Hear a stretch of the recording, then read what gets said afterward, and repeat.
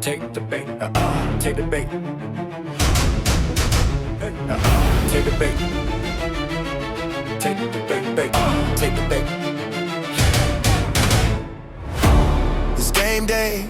It's not no regular Wednesday. Welcome to Take the Bait, a sports talk show where two sports nuts debates topics, past and present, that many of us have thought about or even talked about with friends, whether we're in a group chat or even amongst each other in group circles. But now, Ben Shoulders, along with myself, Marcus Wilson, have a platform to discuss all these topics together. Of course, we'd like for you to like, share, comment all of our shows, but please interact with us, commenting on the comments below or on our Facebook page, and give us some of the topics that you would like to hear us discuss. For now, in our first episode, Ben and I thought of some pretty good topics that I think that we have. There's going to be an interesting show, so let's get it kicked off.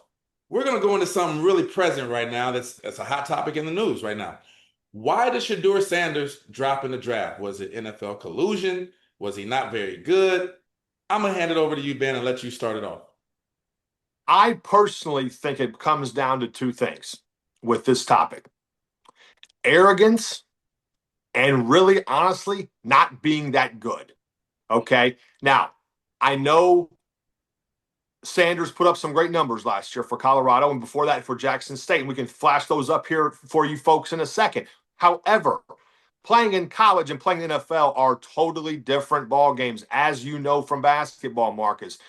And I will say this: he was a Heisman finalist. I think he finished 8th or something like that. He was a great college player, probably holds every Colorado record there is, I believe. However, his arrogance, and I hate to say this, but some of his lack of work ethic in the combine, from what I've read and heard and so forth, have put him in this predicament. I believe this because right now, as we speak, I'm not positive he's still going to start even without Flacco playing. And so, you know, no one wants an arrogant backup quarterback in the locker room. Nobody wants that. Okay. He probably is actually going to be a third string quarterback for the Browns. Okay. For the Cleveland Browns.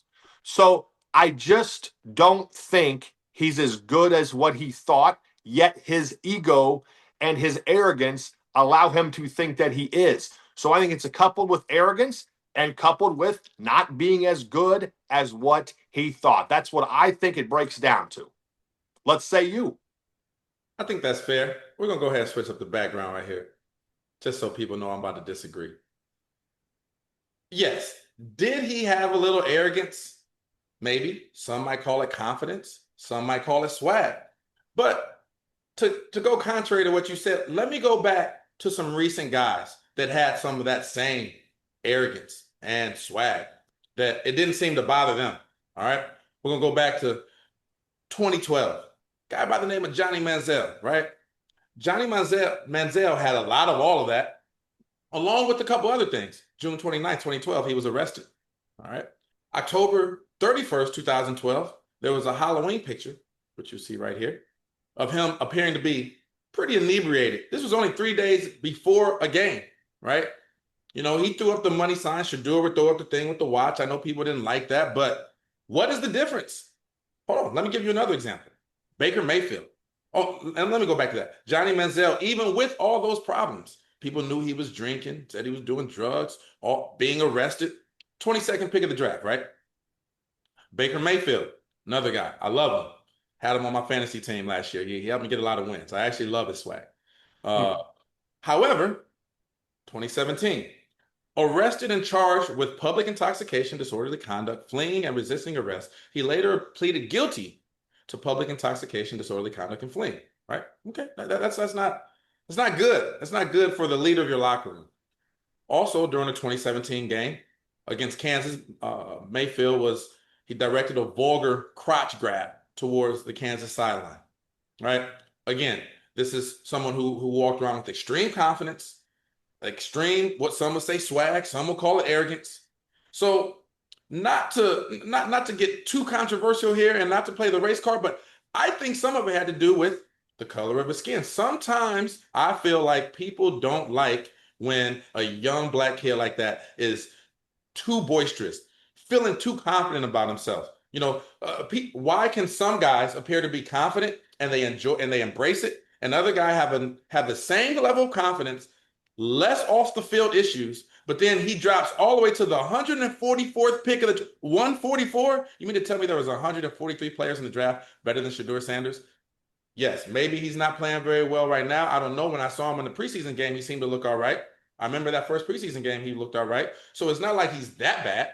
So I'm going to say it was a little bit of NFL collusion along with his dad, and no one wanted to see this boisterous, arrogant black quarterback outshining with the media over their starting quarterback. That's what I'm going to go with that one. You might like it, you might not, but that's what I think about. I think that's what happened to him.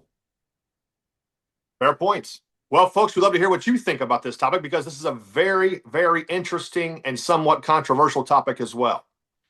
Our next topic, and Marcus, if you don't mind, I'm going to lead this one off because this one I'm pretty passionate about, is who would win in a 7-game series between the 1996 Chicago Bulls and the 2017 Golden State Warriors. Now, there's a lot of intangibles here. There's a lot of contrasts here, but that's what makes this topic so unique. Let's talk first about the 96 Bulls, okay? In most categories, they were either first, second, or third in the NBA that season in offense. They were third in total offense. They were first in efficiencies. They were first in assists. They were first, second, or third in every offensive category. But it was their defense is what set them apart. Everybody would agree with that. They were first in defensive efficiency, first in least points allowed at 92 and change. They were a defensive dominating team with Ron Harper, Michael Jordan, Scottie Pippen, and Dennis Rodman leading the way in the defense. They would pressure you all game, full court press all game. They were relentless on the defensive front. Okay. Another reminder, I want to remind a lot of the young folks about this team that don't really know much about them other than they won 72 games in the regular season, was their road or opponents getting to the finals and even through the finals. They swept a Miami Heat team that was solid with Alonzo Mourning in them. They beat the Patrick Ewing-led New York Knicks in 5, and then they swept Orlando Magic in the Eastern Conference Finals, a team that not only won 60 games, but had Nick Anderson, Dennis Scott, Shaq, Penny Hardaway, and Horace Grant, who beat the Bulls the year before, if you recall, in the second round with the infamous knockout of the Jordan's hands and beat them and all that when Jordan was wearing number 45 and all that good stuff. Then they beat the Sonics in the finals, who won 64 games and had Gary Payton, Sean Kemp, Detlef Schrempf, coached by a great coach with George Karl and so forth. So their road was not easy. If people think there was a cakewalk, it certainly was not. Beating 260 team wins along the way is not easy and has rarely happened. The other thing I want to touch on is their bench. Everybody knows their starting 5. I mentioned 4. The other one was Luke Longley when they started big. When they didn't, they had 6th man of the year, Tony Kukoc.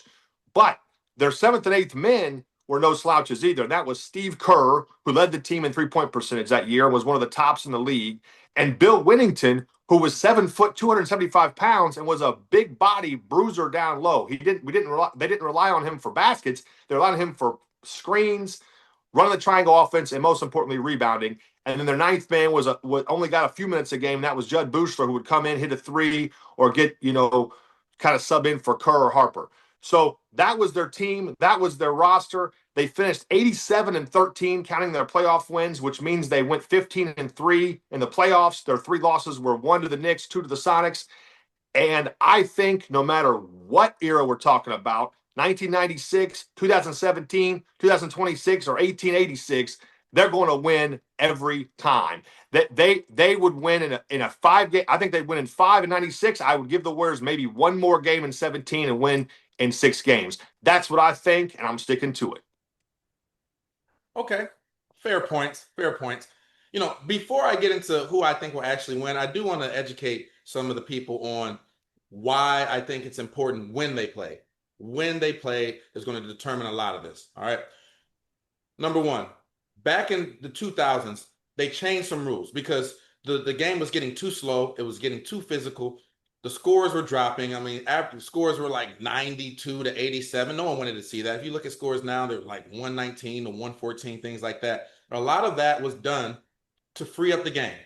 What did they do to free up the game? They eliminated the arm bar and hand checking. I'm talking to real hoopers right now.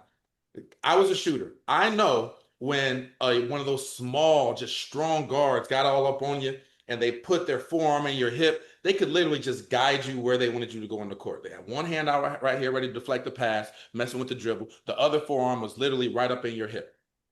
That's how guys used to defend me. That's how they used to defend Jordan. If you go back and watch how the Pistons and Joe Dumars would get low up on them and really just get physical with them, it was a really physical game. And that armbar really stopped guys from being able to do things that we see guys do today. For example, the step back jump shot. It wasn't that Jordan and those guys couldn't do it. It was because they couldn't do it because there was somebody attached to their hip. Step back if you want. I'm right there on you, right? I think that was a big portion of why I think it matters when they play. I think another thing is the ball handling. Not, again, guys watch Bob Cousy and they're like, oh, look at him. He's just dribbling around with his right hand. Back then, the rules was, and at least when I was coming up in the 80s and even in the 90s, I remember being in high school, if you came down the court and you put your hand up under the ball like this, it was an automatic carry call. It wasn't even a doubt. It was carry, right? That means that guys couldn't do the hezzy pull up. All right. Again, I'm talking to real hoopers right now. One of the favorite moves these days is you go between the legs and then you bring this hand up. Your hand is up under the ball. You're holding it for a split second. And in that moment, I train guys. So this is what I tell them to do. Watch their footwork. If they stay flat or they stay there, then you go up with the shot. If they approach, then you push and go by. Because as they're coming, you're going by them. You're either going to draw a foul or you're going to get by them. Right? You couldn't do that back then. So now when Steph does all this and that, he wouldn't be able to do that back then. With that said, Ben, we're not playing back then. We're playing now. Got to switch on my screen. We're playing now in today's era right now. Right now, we would have to play. That's all. We can't go back and play in 1996. So we would have to play in 2017. And in 2017, I just think that the Golden State Warriors have two top 15 players of all time. Steph Curry, Kevin Durant. Mike is my number one. We'll get into that another topic, another show. Scottie Pippen is good. He's in my top probably 25. But I just think with the prevalence of how many guys can get out there and shoot with the Warriors and the amount of threes, and I think, yes, I do think if Jordan played in this era, he would be a good three-point shooter. He would have practiced it more. He didn't need to practice it as much back then because that just wasn't the style of play. It just wasn't. But in today's, let's look at the matchups, and we're going to flash this up on the screen here for you. Let's just go down the matchups and kind of compare it like that. I think the Bulls would have put Jordan on Steph Curry. Okay. I'm going with MJ on that one, right? I think MJ would have taken that personal. I think that he would have scored. I think that Steph would have scored, but I think that MJ is a better defender. And I think that he would stop. Now, whether the Warriors decided to put Steph on him or not, they probably would have put Klay Thompson on Jordan and would have put Steph on Ron Harper, which Ron Harper would have abused him in the paint. But that's for another time as well. But Jordan wins the Steph matchup, right? Then let's say the Bulls put Harper on Klay Thompson. I think Klay Thompson wins that one. Not by a bunch, but I do think he wins it just because at the time that wasn't Harper's role to score with the team. Now don't forget, when he was with the Clippers, he was a 20-point scorer. He was capable. That just wasn't what his role was with the Bulls. It was Klay's role. And in those years, Klay was probably the best two-way two guard in the league in terms of offense and defense. So I'm going to give that one to Klay. I think this is where it gets a little bit, where it starts to lean towards the Warriors. If you put Pippen on Durant, again, in these rules today, back in 1996, I think that Pippen gets physical with him. Durant is thin. I think that he takes his space away, and maybe the results change. In 2017, I think that Kevin Durant is going to cook pretty much anybody. I haven't seen anybody in the NBA that was able to stop Kevin Durant, whether it was Kobe, whether it was LeBron, whether it was, I don't care. You name the best defender you think is out there, and Kevin Durant has given them the business. I don't think that would have changed with Scottie Pippen. So I'm going to go with Kevin Durant on that by a margin. That's where I think the game gets settled. Then we go, I know they both had centers. They had Petula. Sorry if I'm destroying his name. And then the Bulls had Longley. Those are a wash, but I think both teams played better when the Warriors put in Iguodala and the Bulls put in Kukoc. All right, so let's go with that. I'm going with Kukoc on that one. Not by a lot, but I do think Kukoc's size would have been the difference in that one. He was a good 6'10", 6'11". He was a good three-point shooter. That was one of the Bulls' three-point shooters that would have been in stretch to defense. I'm going to go with Kukoc on that. And then with Draymond and Pippen, even though I think I like Pippen better, maybe that's just a personal thing. I think it's a wash. Neither one of them are really out there scoring. They're both out there to defend and rebound, and they can defend and rebound each other all You the mean time. Rodman? You mean What did Rodman? I say? I said, yeah, Rodman. I'm sorry. We'll go with Yeah, Rodman. yeah. They're just going to wash each other out, right? And so from there, I think we said we went with MJ in one matchup, we went with Clay in another, we went with Durant in another, we went with Kukoc in another, and it was even. So it's pretty even. I just think that the amount that Durant would beat Pippen would have been the difference. Now, one could argue that once you add coaching in there with Phil Jackson maybe being a little bit better coach than Steve Kerr. But at the end of the day, it's all about the Jimmies and Joes. We see what happened with Bill Belichick. Just a couple years ago, everybody was saying he was the best coach of all time. And then Tom Brady leaves and the Patriots suck. And then the Tampa Bay Buccaneers somehow wins. And now he's with the North Carolina Tar Heels. And they're over here getting drugged up and down the field by everybody that they put in front of them. So it's not about the coaching as much as we would like to say. It's the Jimmies and the Joes over the X's and O's. And with that, I'm going with the 2017 Warriors.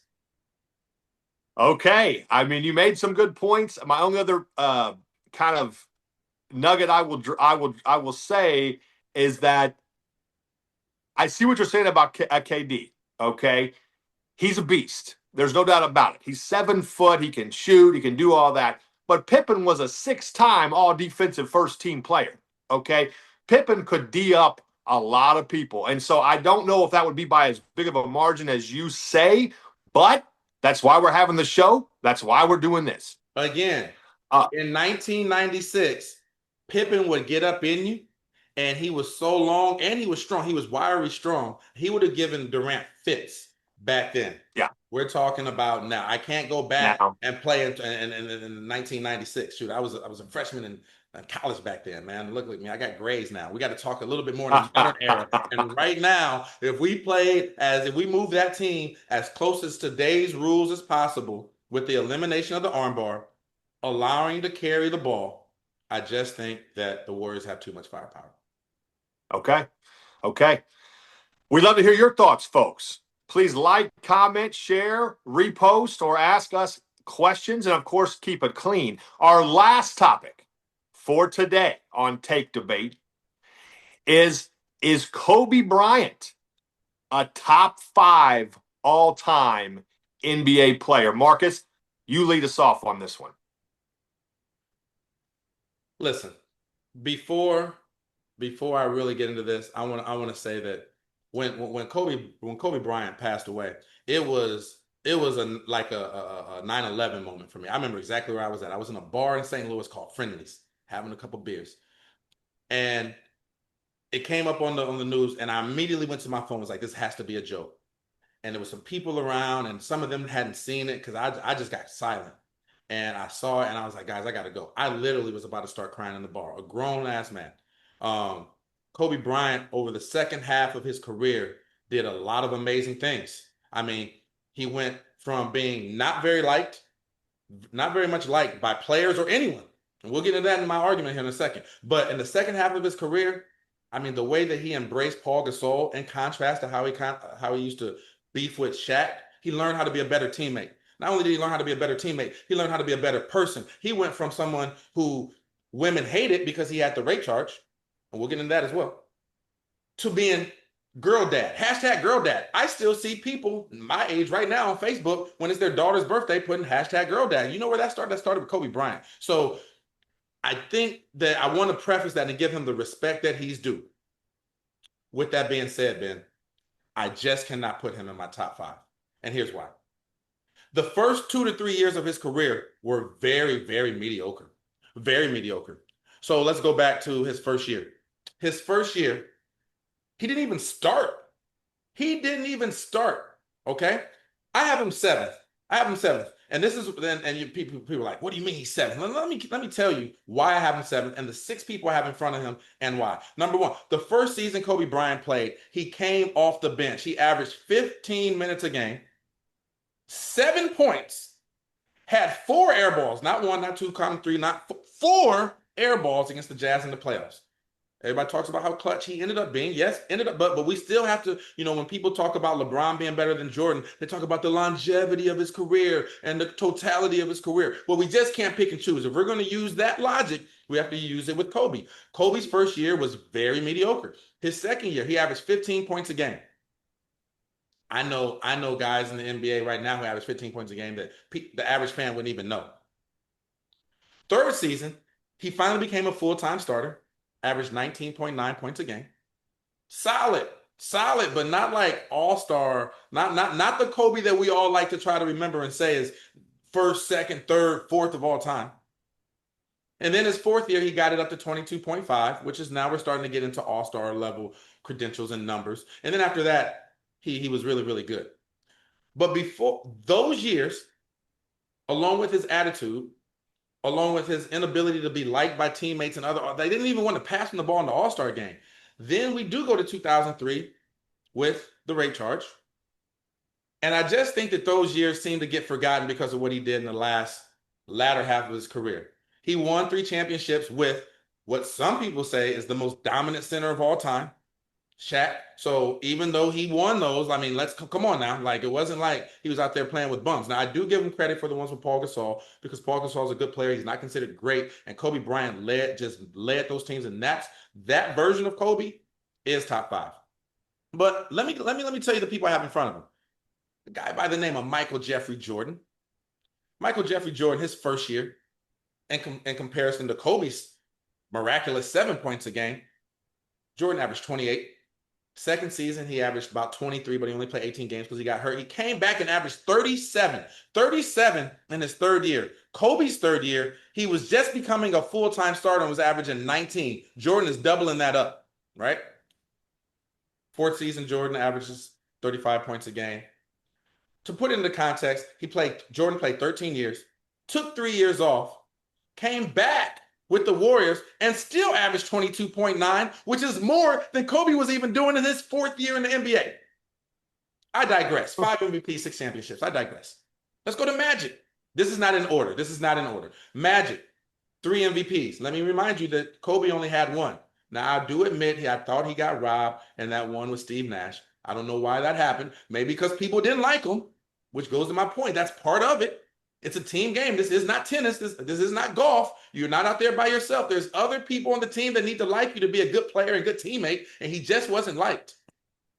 I love you, Kobe. Rest in peace. I want to give ultimate respect to Kobe Bean Bryant. But these are the facts. Magic Johnson, 3 MVPs to his 1. 5 championships. His rookie year, you know what he did? Did his thing all year.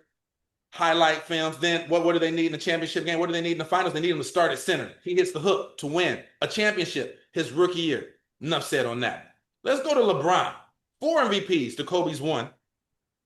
4 rings. His rookie year, rookie of the year, averaged 21 points a game. Now, asterisk by that, I don't understand how Carmelo Anthony gets rookie of the month every month of the year, and then all of a sudden at the end of the year, LeBron gets rookie of the year. That doesn't seem right to me. He probably shouldn't have got it, but you can't take it back. He ended up getting it. Kobe was still over there averaging 7. LeBron was averaging 21 points, then 27, then 31, then 27. His first 4 years just annihilate. All these guys' first 4 years annihilates Kobe. Let's go to Wilt Chamberlain, somebody else I have in my top 5. You know what he did his rookie year? Won rookie of the year. You know what else he did? Won the MVP. His first year in the NBA was MVP, right? Got 2 rings, 7 scoring titles, count them up, 7, 11 rebounding titles. His first year, you know what he averaged? Like I said, Kobe averaged 7. Wilt averaged 37.6 points a game. His second year, he averaged 38. His third year, he averaged 50. 50. Kobe was just starting to get a chance to start his third year. So again, this is the totality of a career of why I'm saying that these guys are better. And then the other guy I have in my top 6, I have Kobe 7th, maybe 8th, but I'm gonna give him 7 for the sake of the argument. Timmy D, big fundamentals. Tim Duncan, 5-time NBA champion, 2 MVPs, again more than Kobe, 3 Finals MVPs. He's 3rd all-time in wins. Last time I checked, first year averaged 21 and 12. Second year average 22 and 12. Just big consistency. You call them big fundamentals. You can call them big a lot of stuff. Big consistency. 21 and 12 his rookie year. 22 and 11 his second year. 24 and 12 his third year. Went on to become one of the greatest players of all time. 5 champion. I mean, he was dominant. He just wasn't outspoken. If Timmy D had the personality of Kevin Garnett, I think people start talking about him top five a lot more often. He was just quiet. He did his job. He went home. He didn't talk, didn't change facial expressions. We heard what Kevin Garnett said in his podcast. He used to talk trash up under his breath, like jab, jab, jab, bank. Nice try. Tell dudes, nice try, while giving you 30 and 15. Those are my top six that I cannot put Kobe Bryant ahead of any of those guys. So no, he's not a top five player in my book. Okay. Well, you made some good points, Marcus. I will say that. However, I will dissect many of things that you just said. Okay. Let's start with the rookie season, averaging 7 and getting a while until he gets up in the 19 range and all that other stuff. Okay. Do you know how old Kobe was when he came into the league? Just out of curiosity. I know he came out of high school, so I'm going to say he was about 17, 18 years old. He was 17 years old. He was the youngest at the time. Now he's third, but at the time, he was the youngest player to ever come out to the NBA, to play in the NBA. Youngest player ever, 17 years old. The players you mentioned before him on your list, here are their ages, and some were really young, but they weren't 17. Michael Jeffrey Jordan, his airness, who I don't disagree with you is the GOAT, was 21. Magic Johnson, 20. Wilt Chamberlain, 20. Tim Duncan, 22 and a half. And even LeBron, 18. Okay, so my point is simply this. When you come in at 17 versus 22, 21, 20, there's going to be a learning curve, no matter how good you are. Okay, so him averaging 7 and not starting, I think Eddie Jones was the starter over him, I believe, in 97. It's going to take a little bit. It's going to take a little time when you're 17 years old. Okay, most guys are playing senior high school basketball for their local varsity team. He's in the NBA. So I don't necessarily put him down or knock him down for averaging 7 and coming off the bench as a rookie when he was 17 years old. People have to remember he was 17. Okay, that's the first thing. The next thing is this. You talk about his second half of his career being better than the first and kind of coming into his own the second half. But you also did mention, and this is what I want to touch on, his first half, not even his first half, his first third, his first 6 years, he already three-peated. Now, I know he had Shaq. I get that. He had Shaq. But his first 6 seasons, 96 to 2002, he's already three-peat. He's already having 3 titles. And I believe, if I'm not mistaken, every one of your players that you have ahead of him do not have 3 titles their first 6 seasons. They might have 2, but they don't have 3. So he has 3 titles after year 6. And by the way, age 23. Okay. So by 23, he's got 3 titles and are all 3-peat back to back to back. Yes, he played with Shaq, and we'll get into that next. But I think that's remarkable. Now, let's take you down. He goes to the finals again in 2004, his year number 8. Then they lose those finals. Then he loses Shaq. Okay. The year after that, he scores 81 in a game. Still the second most ever to Wilt's 100. He scores 81 in year 10. 81 points in a game. That year and the following year, Steve Nash wins back-to-back. No disrespect to Steve Nash, but Kobe should have got it both times, especially the second year. Then in 2008, he finally gets his first MVP. He should have got it. He already had about 2 or 3, but he finally gets his first MVP. And then, like you said, he wins 2 more rings with Paul Gasol and virtually no one else on his team, making it title number 4 and title number 5. Let me go down. And then he played 6 more years, still an all-star, still being all-NBA and so forth. So he plays 20 seasons total. Okay, 20 years, 96 to 2016, plays 20 seasons. In those 20 seasons, 15 times he's all-NBA, 18 times he's an all-star. And not only that, he's 4th ever in career scoring ahead of his airness, Michael Jeffrey Jordan. He's 4th now.